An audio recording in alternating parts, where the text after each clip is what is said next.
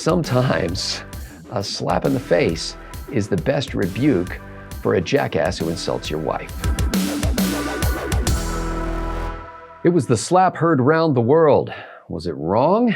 And what does it all mean? I'm Scott Ott with Bill Whittle and Stephen Green. This episode of Right Angle is brought to you by the members at BillWhittle.com, who are such enthusiastic backers of this enterprise that they lay their own money on the line to make sure you can watch these shows for free. You might express your gratitude, even in a non-monetary way, by hitting a like button or a thumbs up or sharing this with a friend. We appreciate that. Gentlemen, it seems to beggar the imagination that you would not have heard of what happened at the Oscars, even though the Oscars ratings are plummeting. The shares on YouTube of a little minute and 30-second clip have been going up quite nicely, thanks to the fact that comedian Chris Rock made an inappropriate joke about Jada Pinkett Smith, wife of actor Will Smith. And Will Smith responded by striding up on stage, slapping Chris Rock in the face, and then shouting obscenities at him a couple of times after he returned to his seat. Later in the evening, they iced the cake with Will Smith getting the Best Actor award.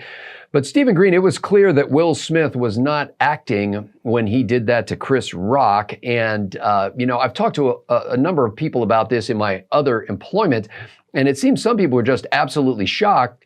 Others said, "You're darn straight. That's what a man should do to protect his wife." But Steve, I want to get your reaction to something that Monica Hess in the Washington Post wrote. She said, "Violence performed in the name of protecting wronged women only steals away the attention from where it belongs, on the wronged women." Or woman in this case. His decision to slap Chris Rock centered on his own sense of honor and offense, not hers, and it simply furthered a nasty trope of equating anger and affection. That was an interpretation, Steve, that I did not expect, but I guess I should have expected from the Washington Post.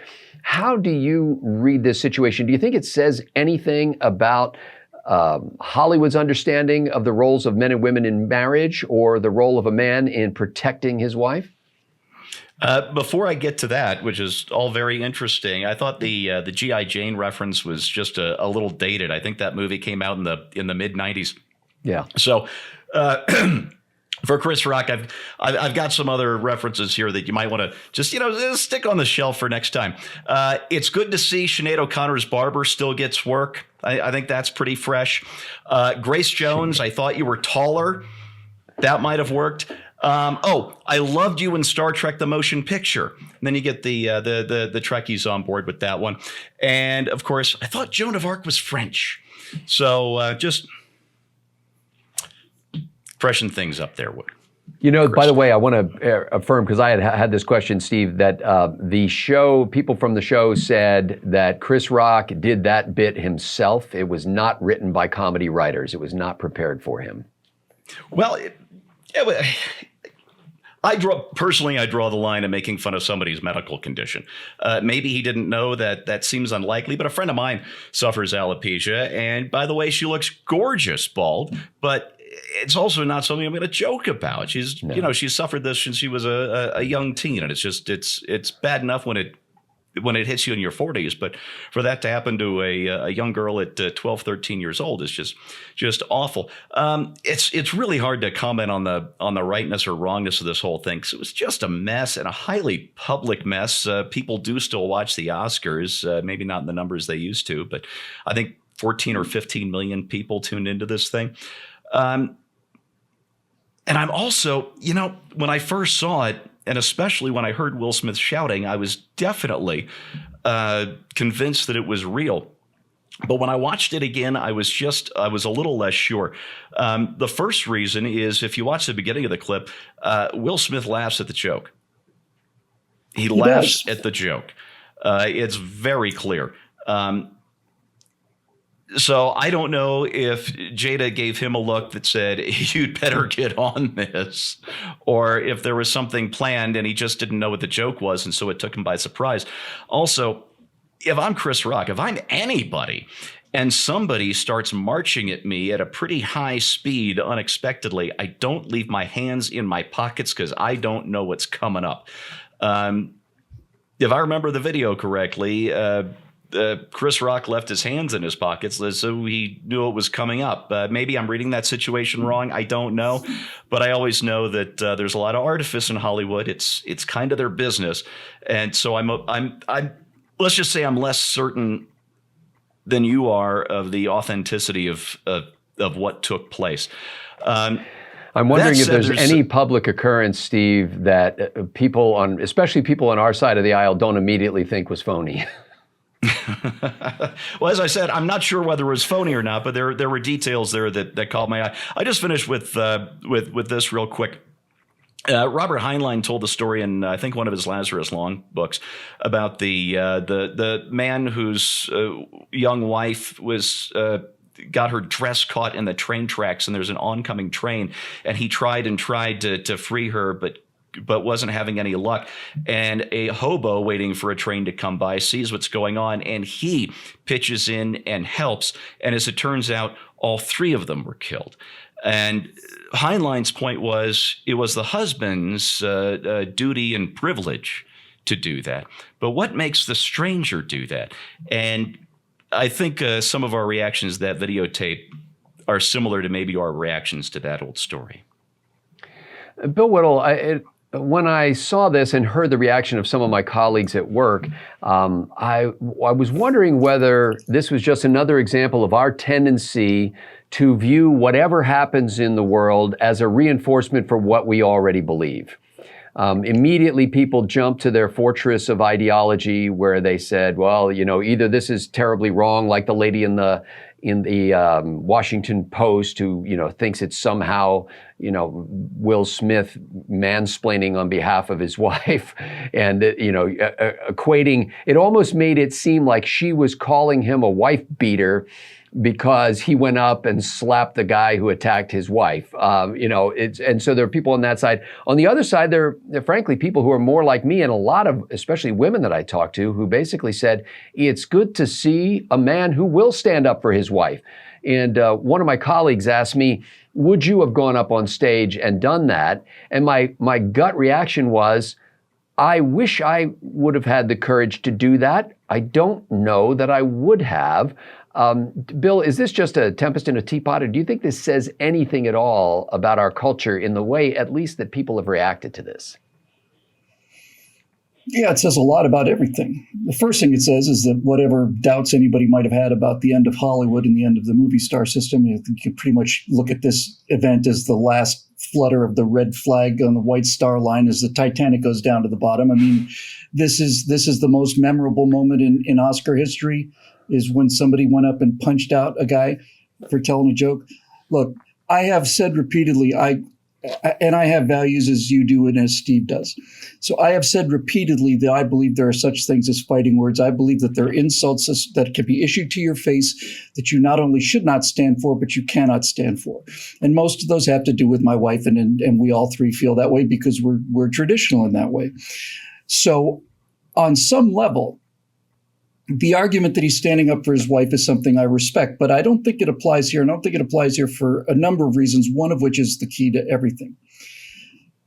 When I was thinking about this issue, I was thinking about who can I remember who had a wife who had like a medical condition. And the first person that came to mind was John Glenn.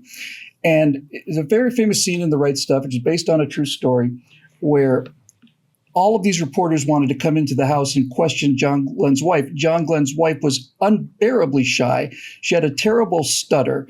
And John Glenn basically said, tell him to get out of the house. The vice president wants to tell him to get out of the house. Otherwise it won't fly. Nobody will fly, blah, blah, blah. Okay. And I'm behind John Glenn with that on 100%.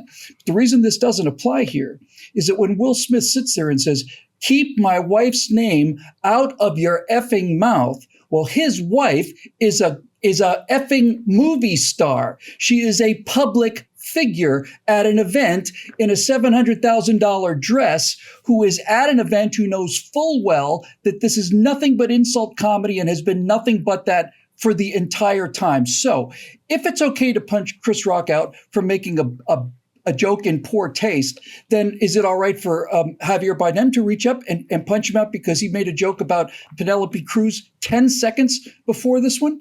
She is a public figure at a public event, and they are well aware of the fact that they are sitting in the front row of the Oscars when this is the style of comedy.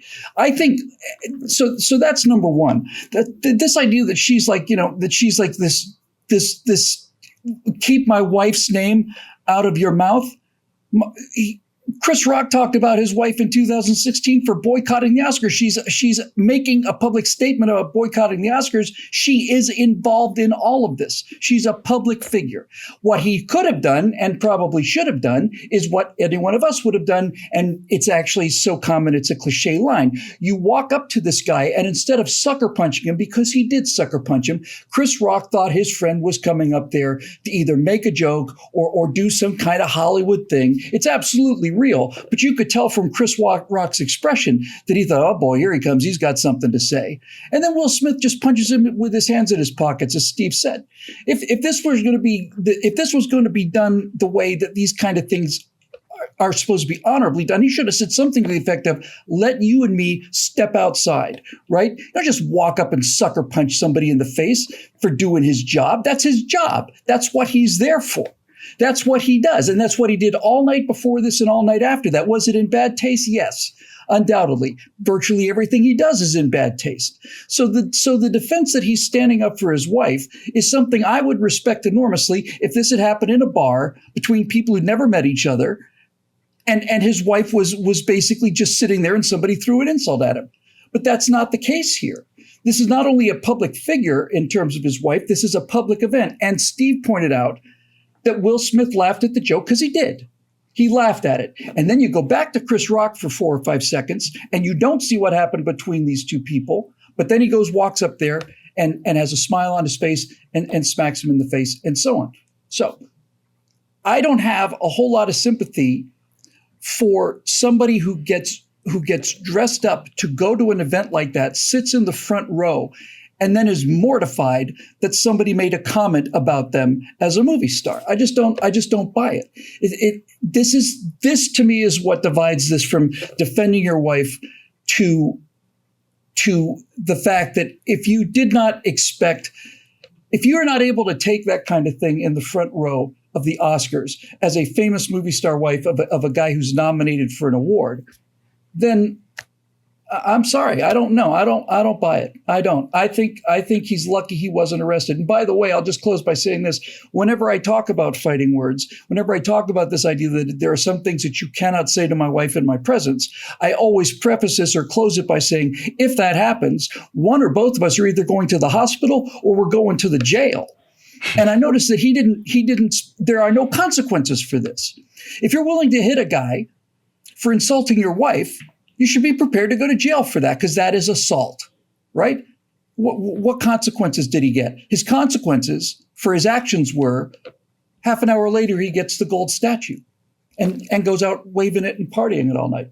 I think it was a punk thing to do. In fairness to Will Smith, he did apologize later to the Academy. It's not clear that he apologized directly to Chris Rock. As far as consequences go, what's that?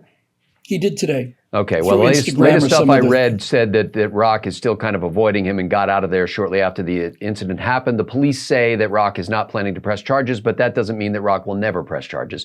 That can happen at any time. The Academy does have a penalty for using the obscene language that Will Smith used in the show, so it's possible that he could be fined up to $60,000 for the 2 uses of obscenities on the air, and they are going to have a committee or commission meet to discuss the consequences of that behavior to Will Smith himself, what they can do within the context of their bylaws to be able to punish him or not.